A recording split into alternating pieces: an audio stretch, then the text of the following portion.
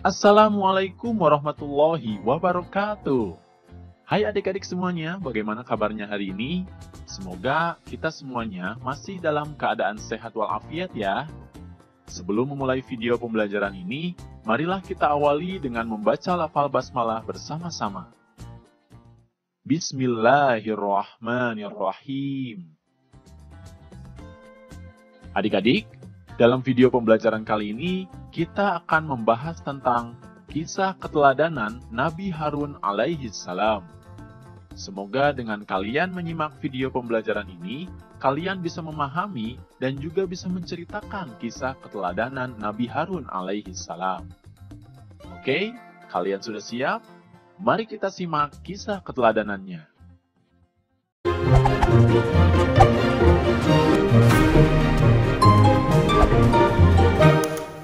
Nabi Harun alaihi salam adalah kakak kandung dari Nabi Musa alaihi salam. Tutur katanya fasih, perilakunya santun, dan kesetiaannya kepada Nabi Musa alaihi salam sangat besar. Nabi Harun alaihi salam selalu mendampingi Nabi Musa alaihi salam, terutama ketika melawan Fir'aun. Kesetiaan Nabi Harun alaihi salam diabadikan di dalam Al-Quran. Bismillahirrahmanirrahim. Maka datanglah kamu berdua kepadanya, Fir'aun, dan katakanlah, sungguh, kami berdua adalah utusan Tuhanmu. Maka lepaskanlah Bani Israel bersama kami, dan janganlah engkau menyiksa mereka. Sungguh, kami telah datang kepadamu dengan membawa bukti atas kerasulan kami dari Tuhanmu. Dan keselamatan itu dilimpahkan kepada orang-orang yang mengikuti petunjuk. Quran Surat Toha, ayat 47. Selain setia kepada Nabi Musa alaihi salam, Nabi Harun alaihi salam sama seperti Nabi Musa yang selalu membela orang yang tertindas pada saat melawan Fir'aun. Kaum Bani Israel yang tertindas pun berhasil mereka selamatkan. Setelah mereka selamat dari kejaran Fir'aun, Nabi Harun dan Nabi Musa beserta kaum Bani Israel pun memulai hidup di Palestina. Pada suatu malam, Nabi Musa alaihi salam mendapatkan mimpi bahwa beliau diutus oleh Allah Subhanahu wa Ta'ala untuk pergi ke Bukit Sinai.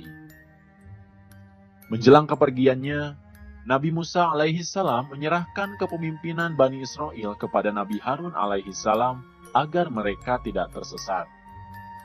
Kemudian Nabi Musa alaihi salam pun berpamitan kepada Bani Israel dan menyampaikan kepemimpinan Nabi Harun selama beliau pergi. Akhirnya, Nabi Musa alaihi salam pun meninggalkan mereka untuk menemui Allah. Setelah kepergian Nabi Musa alaihi salam, ternyata Bani Israel tidak mau menuruti ajakan Nabi Harun alaihi salam. Mereka dipengaruhi oleh Samiri agar dapat menyembah patung anak sapi yang terbuat dari emas. Nabi Harun alaihi salam pun mengingatkan mereka dengan lemah lembut. Akan tetapi mereka tetap akan menyembah patung anak sapi tersebut. Bahkan mereka mengancam untuk membunuh Nabi Harun alaihi salam. Bismillahirrahmanirrahim.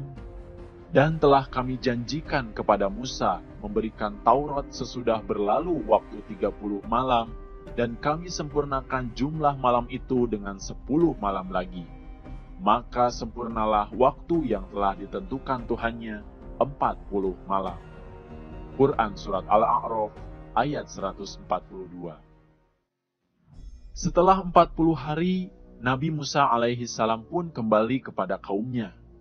Ia sangat terkejut melihat kaumnya yang menyembah berhala patung anak sapi tersebut. Nabi Musa alaihi salam pun marah. Ia bergegas menemui kakaknya, yaitu Nabi Harun alaihi salam.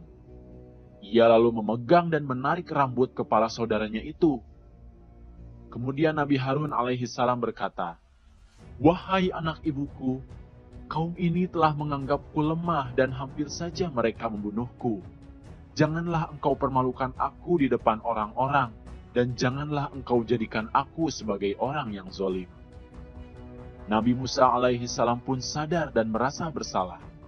Beliau meminta maaf kepada Nabi Harun alaihi salam, lalu berdoa kepada Allah Subhanahu wa Ta'ala. Bismillahirrahmanirrahim. Ya Tuhanku, ampunilah aku dan saudaraku, dan masukkanlah kami ke dalam rahmat Engkau. Dan Engkau adalah Maha Penyayang di antara para penyayang. Quran Surat Al-A'raf ayat 151.